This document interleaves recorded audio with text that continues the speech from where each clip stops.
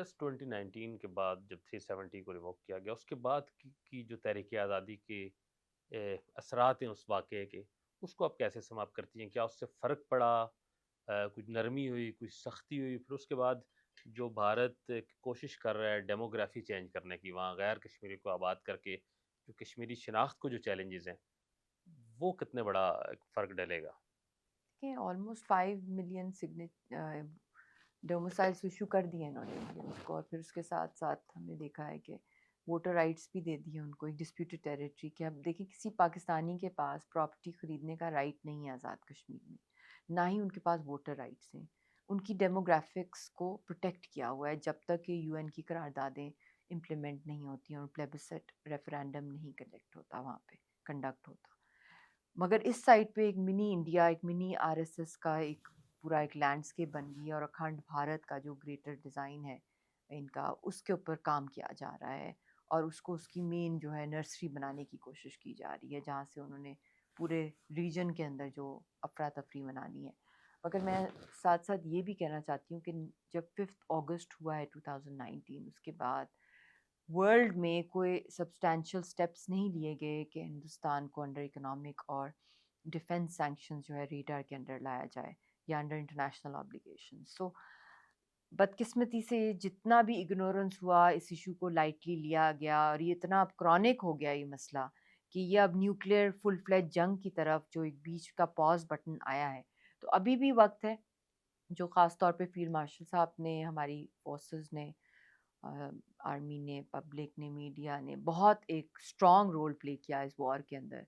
और जो ये माहौल पूरा का पूरा दुनिया में बन गया इस जीत के बाद, ये आइडियल टाइम है to capitalise it and to internationalise Kashmir issue.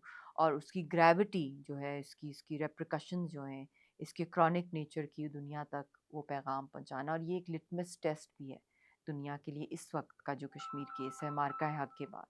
और इसके ऊपर I think I will appeal to the field marshal, जो दिन रात कर भी रहे हैं काम अपनी तरफ से, ख़ास तौर पे कश्मीर कॉज के ऊपर। पॉलिटिकली हमारी कोई स्ट्रॉन्ग पॉलिसी नहीं है स्टेट लेवल पे। वही उसी तरफ मैं आना फील्ड चाह रहा मार्शल था कि साहब इज़ यौम डूइंग रियली यकजहती वेल, पे हम छुट्टी भी बट मना लेते हैं, अनफॉर्चुनेटली उस पे सेमिनार्स भी कर लेते हैं, रैली भी जाती है। 370 रिवोक होने के बाद हमने कश्मीर हाईवे का नाम श्रीनगर हाईवे रख लिया, एक क्लॉक लगा दी।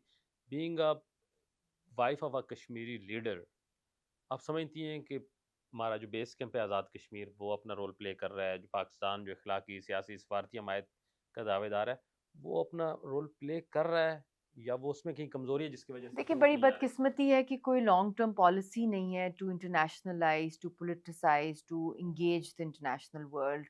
वही पुराने रिटोरिक्स में थोड़ा बहुत चेंजेस आ जाते हैं, और ये एक एक्स्ट्रॉर्डनरी चैलेंज था 5 अगस्त के बाद। और उसके बाद एक्स्ट्रॉर्डनरी मेजर्स चाहिए थे, और खाली जुम्मे के बाद लोगों को कहना कि खड़े हो जाओ, या एक क्लॉक लग जाए, या आपने साल में एक दफ़ा यूनाइटेड नेशंस में एक बड़ी हाइपर इमोशनल स्पीच कर दी, इससे दुनिया के सामने एक पूरी कौम की आज़ादी नहीं आप एक दिन में दिलवा सकते, या 5 फरवरी पे। बल्कि 5 फरवरी वो दिन होना चाहिए कि हम अगले 5 फरवरी तक हम क्या क्या करेंगे टू अचीव, ताकि रोड ये मैप। ब्लडशेड बने एक रोड मैप है, एक पूरा का पूरा एक इसका आर्किटेक्चर जो है डिज़ाइन किया जाए। जिस तरह हमने ग्लोब ट्रॉटिंग करनी है, मैपिंग करें किस तरह हमने इसको फोकस पे लाना है इंटरनेशनल रेडार के ऊपर। दुनिया एक यूनिपोलर वर्ल्ड से मल्टीपोलर वर्ल्ड पे जा रही है। हर रोज़ कोई ना कोई एक इंटरनेशनल इशू जो है दुनिया की अटेंशन ले लेता है। तो किस तरह हम इसको एंगेज करें, इसकी ग्रेविटी को एक्सप्लेन करें, और इसके ऊपर ख़ास तौर पे यूनाइटेड नेशंस में भी इस वक्त इम्पोर्टेंट पोजीशन पर है पाकिस्तान। और बोर्ड ऑफ पीस जो है गाज़ा पे, जिसके अंदर फाउंडिंग मेंबर्स में पाकिस्तान है, और इसमें फील्ड मार्शल साहब का एक बड़ा रोल है। ईरान इसराइल वॉर के सीज़ फायर में डोनाल्ड ट्रंप के साथ फील्ड मार्शल साहब का भी रोल है, और चाइना का भी बहुत रोल है। जो इंडिया पाकिस्तान की वॉर हुई बिहाइंड द सीन, चाइना ने भी रोल प्ले किया, फोर फ्रंट पे प्रेसिडेंट ट्रंप ने और फील्ड मार्शल साहब ने। तो अभी ये टाइम है कि हम इन सारी जितनी भी सूरत हाल है, इसको लेके एटलीस्ट इंटरनेशनल अदालतों तक हम अपना ये मैटर कश्मीर का ये लेके कौन जाएं। लेके जाएगा? क्या कश्मीरी लीडरशिप स्टेट इस काबिल है स्टेट आजकल की? स्टेट लेके जाती है, गवर्नमेंट लेके जाती है। और मैं जब इंटरम में आई थी, वो भी डिप्लोमेटिक पासपोर्ट के लिए, क्योंकि इंडियन लॉबी की वजह से मुझे साला साल वीज़ा नहीं लग रहे थे। तो मेरी एक ही रिक्वेस्ट थी, पिछली भी पॉलिटिकल रिजीम्स को, इसको भी, इस रिजीम को भी, सारियों को मैंने कहा तो किसी ने मुझे नहीं दिया। इंटरम के अंदर एक शॉर्ट अपॉर्चुनिटी आई और कुछ स्टेट की तरफ से मुझे एक रिक्वेस्ट आई कि यही तरीका है, आपको इमरजेंसी है, यासीन साहब की फांसी का केस है, third time prime minister Modi बनना चाह रहा है और हाई चांसेस थे यासीन साहब को हैंग करने के। तो वो इंटरम था, नॉन पॉलिटिकल था उस लिहाज से, तो वो मुझे मिला। मैंने ट्रैवल किया बाहर के मुल्कों में और बहुत से वर्ल्ड लीडर्स के साथ मीटिंग्स हुई बिहाइंड द सीन, ताकि यासीन साहब की हैंगिंग डिले कर दी जाए या उनको रिलीज़ कराएं। तो वो 8 महीने हैंगिंग जो है वो उनकी डिले हुई। मगर मेरा पहली जो डिमांड थी प्राइम मिनिस्टर से इंटरम में यही थी कि इंटरनेशनल अदालतों में यासीन साहब का मुकदमा फौरी तौर पे हम लेके जाएं। तो सैडली वो एक इंटरम सेटअप था, उसके पास मैंडेट ही नहीं था। इंटरम के पास ऐसे बड़े जो इनिशिएटिव्स लेने का इख्तियार नहीं होता। ज़्यादा से ज़्यादा इलेक्शंस कराने का होता है या जो डे टू डे की जो इकोनॉमिक इश्यूज होते हैं ताकि वो चलते रहें कौम के। तो खैर अभी भी वक्त है। मेरी ये भी डिमांड है पाकिस्तान की हुकूमत से, पिछली भी हुकूमत के साथ थी, ख़ास तौर पे अभी है, कि एक जॉइंट सेशन जो है अर्जेंट बेसिस पे यासीन साहब की जान को बचाने के लिए, जो ये बहुत बड़ी तलवार लटकी हुई है और उससे इम्पैक्ट जो होगा अगर उनके साथ कुछ छेड़ा-छाड़ी उनकी ज़िंदगी के साथ कर दी, तो जॉइंट सेशन पार्लियामेंट का मतलब ही ये होता है कि वहाँ एक डेमोक्रेटिक वॉइसेस आके एक पॉलिसी बनाए, एक लॉन्ग टर्म पॉलिसी बनाए। तो वो अभी तक जॉइंट सेशन नहीं हुआ। दूसरी मैंने डिमांड की है डिप्लोमेटिक पासपोर्ट की, वो अभी तक नहीं मिला है। फिर मैंने काफ़ी सालों से कह रही हूँ कि इंटरनेशनल अदालतों में यासीन साहब का मुकदमा लेके जाया जाए कश्मीर के हुर्रियत रहनुमाओं की आज़ादी के लिए। वो कुलभूषण एक दहशतगर्द का लेंगे। अगर वो भी नहीं हो रहा तो एटलीस्ट अर्जेंट बेसिस पे जो है यहाँ पे इस्लामाबाद हाई कोर्ट में कुलभूषण यादव के केस की हियरिंग जो है फास्ट ट्रैक पे शुरू कर दी जाए। तो वो भी नहीं हुआ और मैं काफ़ी सालों से कह रही हूँ जब से ये लॉफेयर हुआ है 5 अगस्त का, कि एक लीगल सेल जो है वो फॉरेन ऑफिस के अंदर कॉन्स्टिट्यूट कराया जाए जिसमें इंटरनेशनल लॉ के एक्सपर्ट्स हों, जो बाहर के इंटरनेशनल जुरिस्डिक्शंस और यूनिवर्सल मैकेनिज्म्स के तहत जो है कश्मीर का केस इंटरनेशनलाइज करें। और फिर मैंने ये भी कहा कि इंटरनेशनल लॉबिंग फर्म्स को हायर किया जाए कश्मीर के मुकदमे को हाईलाइट करने के लिए। बट उस तरीके से हुई नहीं है चीज़ें, रवायती तौर पर हुई हैं। मैं किसी की इंटेंशंस की बात नहीं कर रही, मैं बात कर रही हूँ actions. It is not the time of words, it's the time of taking actions. बहुत कम टाइम रह गया है।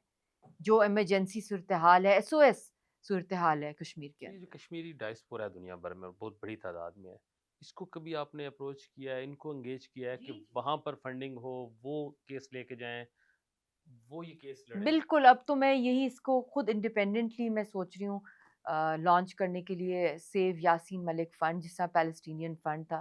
क्योंकि मैं खुद अपनी ज़ात से कितनी कैंपेन कर सकती हूँ। ट्विटर के ऊपर भी मार्केटिंग होती है, सोशल मीडिया पे, फ़ेसबुक पे, टिकटॉक के ऊपर दुनिया ही मार्केटिंग की है। आपने अपना, चाहे वो जंग है, चाहे वो अट्रॉसिटीज़ हैं, जब तक वो प्रोजेक्ट ठीक तरीके से नहीं होंगी, चाहे वो टाइम स्क्वायर के ऊपर प्रोजेक्ट करना हो उनकी बिल्डिंग्स के आगे, save Yasin Malik, save Kashmiris, pellet victims, इनकी जब तक न्यूयॉर्क टाइम्स, वॉशिंगटन पोस्ट के मतलब पूरे-पूरे पेजेस होते हैं, उनके ऊपर प्रोजेक्ट नहीं होंगी, जब तक इंटरनेशनली हाइलाइट नहीं होंगी, थिंक टैंक्स में उसके लिए डिस्कस फंडिंग नहीं हो, चाहिए ना, तो उसके लिए कैंपेन। फंडिंग तो ये अब हम सोच रहे हैं कि एक मैं खुद ही अब अपने ओन के ऊपर हमारे कश्मीरी डायस्पोरा के साथ मिल के सेव यासीन नहीं, मलिक आप जो आज फंड है, आज उन उसको हम लॉन्च डायस्पोरा करें। को कोई पैगाम दें कि और उनको मेरा एंगेज उनको भी करें। यही पैगाम है कि इसके ऊपर हम काम करने लगे हैं बहुत जल्द और आप सब लोग इसके अंदर अपना हिस्सा डालें। अकेली ये मेरे लिए नहीं वो कुर्बानी दे रहे हैं अपनी ख़ानदान, वो पूरी तहरीक के लिए दे रहे हैं, बल्कि पूरी दुनिया के अमन के लिए। वो एक वर्ल्ड लीडर हैं पीस के, जो उनकी कुर्बानियाँ हैं। तो इस तरह तो नहीं हम उनको अकेला छोड़ सकते। वो अपनी अगली हमारी सबकी नस्लों के लिए ये जंग लड़ रहे हैं। अगर उनको कुछ हो जाता है तो फिर कौन सँभालेगा? तो उनकी जान को बचाना इस वक़्त ग्लोबल पीस का टॉप एजेंडा होना चाहिए।